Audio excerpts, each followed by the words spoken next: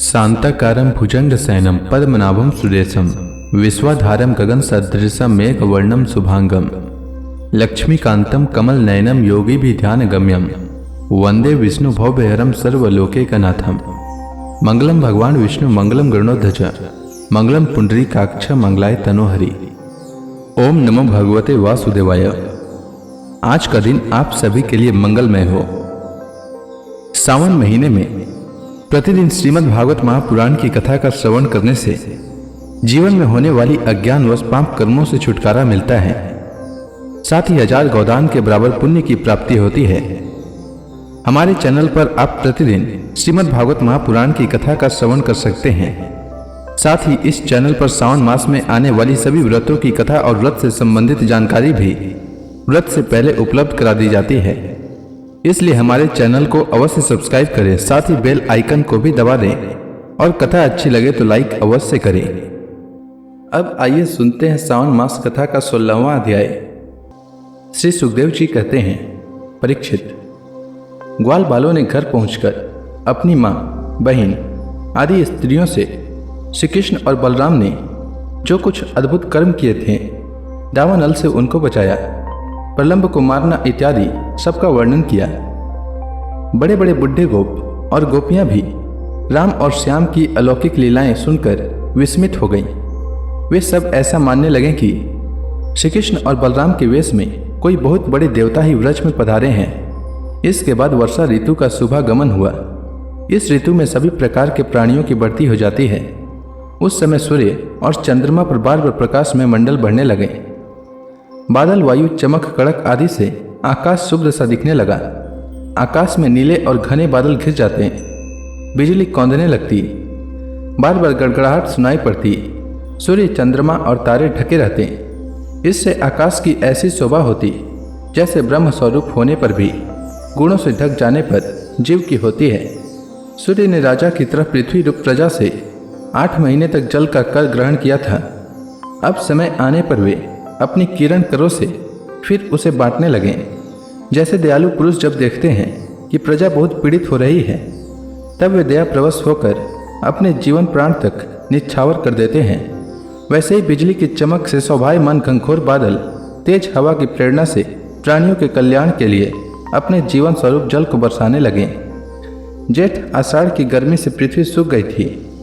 अब वर्षा के जल से सींच कर वह फिर हरी भरी हो गई।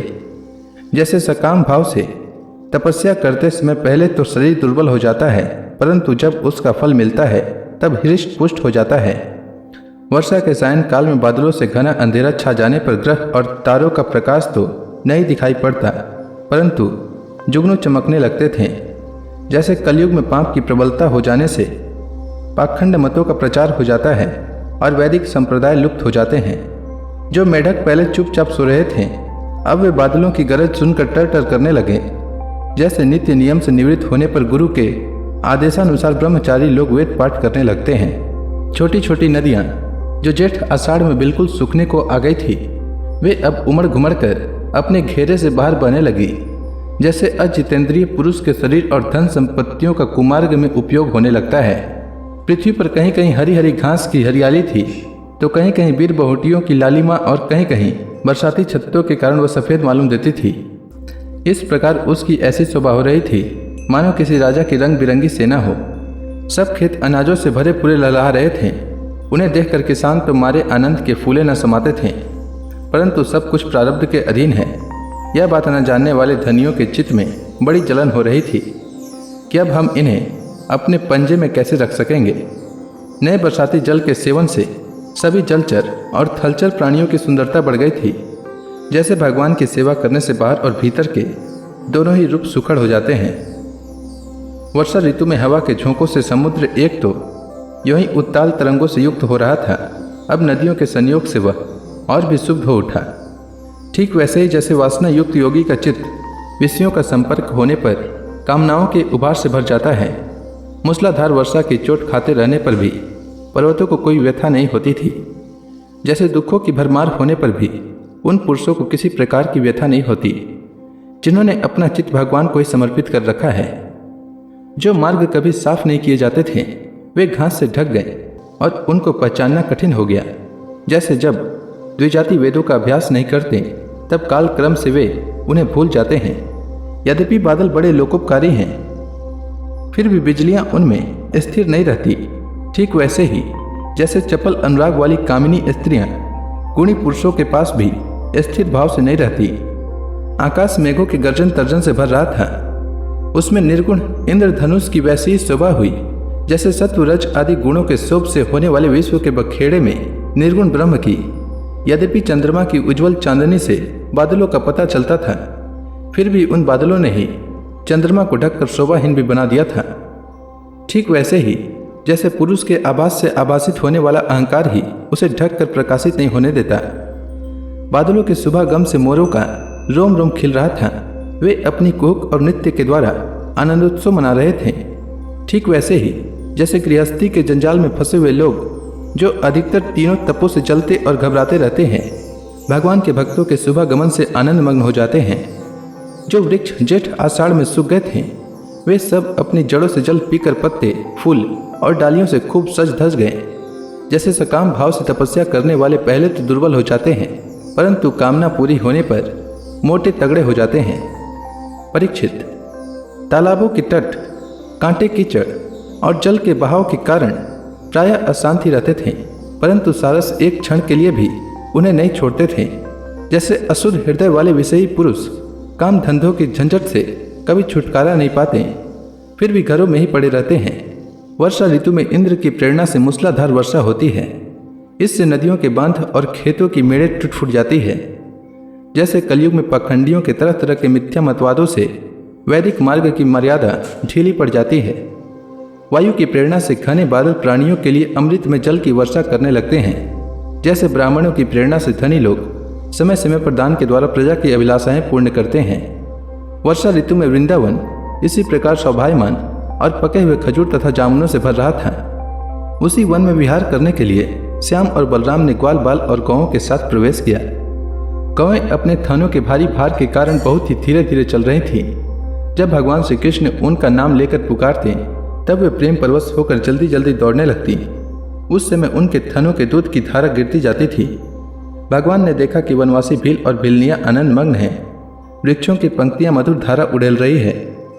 पर्वतों से झरझर करते हुए झरने झर रहे हैं। उनकी आवाज़ बड़ी सुरीली जान पड़ती है और साथ ही वर्षा होने पर छिपने के लिए बहुत सी गुफाएं भी है।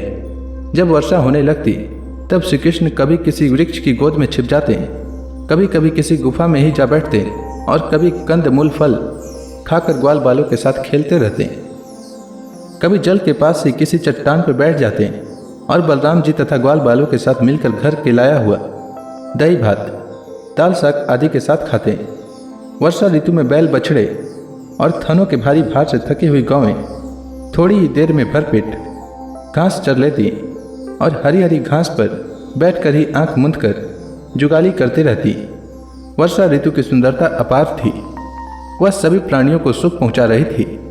इसमें संदेह नहीं कि वह ऋतु गाय बैल बछड़े सब के सब भगवान की लीला के ही विलास थे। फिर भी उन्हें देखकर भगवान बहुत प्रसन्न होते और बार बार उनकी प्रशंसा करते। इस प्रकार श्याम और बलराम बड़े आनंद से व्रज में निवास कर रहे थे। इसी समय वर्षा बीतने पर शरद ऋतु आ गई। अब आकाश में बादल नहीं रहे, जल निर्मल हो गया। वायु बड़ी धीमी गति से चलने लगी। शरद ऋतु में कमलों की उत्पत्ति से जलाशयों के जल ने अपनी सहज स्वच्छता प्राप्त कर ली। ठीक वैसे ही जैसे योग भ्रष्ट पुरुषों का चित्त फिर से योग का सेवन करने से निर्मल हो जाता है, शरद ऋतु ने आकाश के बादल, वर्षा काल के बड़े हुए जीव, पृथ्वी की कीचड़ और जल के मटमैलेपन को नष्ट कर दिया। जैसे भगवान की भक्ति ब्रह्मचारी, गृहस्थ, वानप्रस्थ और सन्यासियों के सब प्रकार के कष्टों और अशुभों का झटपट नाश कर देती है। बादल अपने सर्वस्व जल का दान करके उज्जवल कांति से सुशोभित होने लगे। ठीक वैसे ही जैसे लोक परलोक, स्त्री पुत्र और धन संपत्ति संबंधी चिंता और कामनाओं का परित्याग कर देने पर संसार के बंधन से छूटे हुए परम शांत सन्यासी शोभायमान होते हैं। अब पर्वतों से कहीं कहीं झरने झरते थे और कहीं कहीं वे अपने कल्याणकारी जल को भी नहीं बहाते थे। जैसे ज्ञानी पुरुष समय पर अपने अमृत में ज्ञान का दान किसी अधिकारी को कर देते हैं और किसी किसी को नहीं भी करते हैं। छोटे छोटे गड्ढों में भरे हुए जल के जलचर यह नहीं जानते कि इस गड्ढे का जल दिन पर दिन सूखता जा रहा है। जैसे कुटुंब के भरण पोषण में भूले हुए मूढ़ यह नहीं जानते कि हमारी आयु क्षण क्षण क्षीण हो रही है। थोड़े जल में रहने वाले प्राणियों को शरतकालीन सूर्य की प्रखर किरणों से बड़ी पीड़ा होने लगी। जैसे अपनी इंद्रियों के वश में रहने वाले कृपण एवं दरिद्र कुटुंबी को तरह तरह के ताप सताते ही रहते हैं। पृथ्वी धीरे धीरे अपना कीचड़ छोड़ने लगी और घास पात धीरे धीरे अपनी कचाई छोड़ने लगे। ठीक वैसे ही जैसे विवेक संपन्न साधक धीरे धीरे शरीर आदि अनात्म पदार्थों में से यह मैं हूँ और यह मेरा है, यह अहमता और ममता छोड़ देते हैं। शरद ऋतु में समुद्र का जल स्थिर, गंभीर और शांत हो गया। जैसे मन के निसंकल्प हो जाने पर आत्माराम पुरुष कर्मकांड का झमेला छोड़कर शांत हो जाता है। किसान खेतों की मेड़ मजबूत करके जल का बहना रोकने लगे।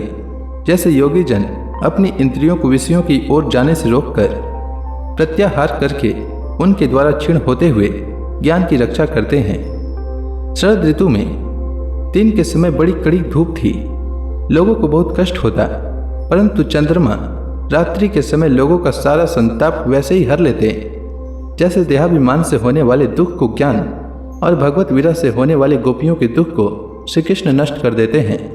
जैसे वेदों के अर्थ को स्पष्ट रूप से जानने वाला सत्वगुणी चित्त अत्यंत स्वभावमान होता है, वैसे ही शरद ऋतु में रात के समय मेघों से रहित निर्मल आकाश तारों की ज्योति से जगमगाने लगे। परीक्षित, जैसे पृथ्वी तल में यदुवंशियों के बीच यदुपति भगवान श्री कृष्ण की शोभा होती है, वैसे ही आकाश में तारों के बीच पूर्ण चंद्रमा सुशोभित होने लगा।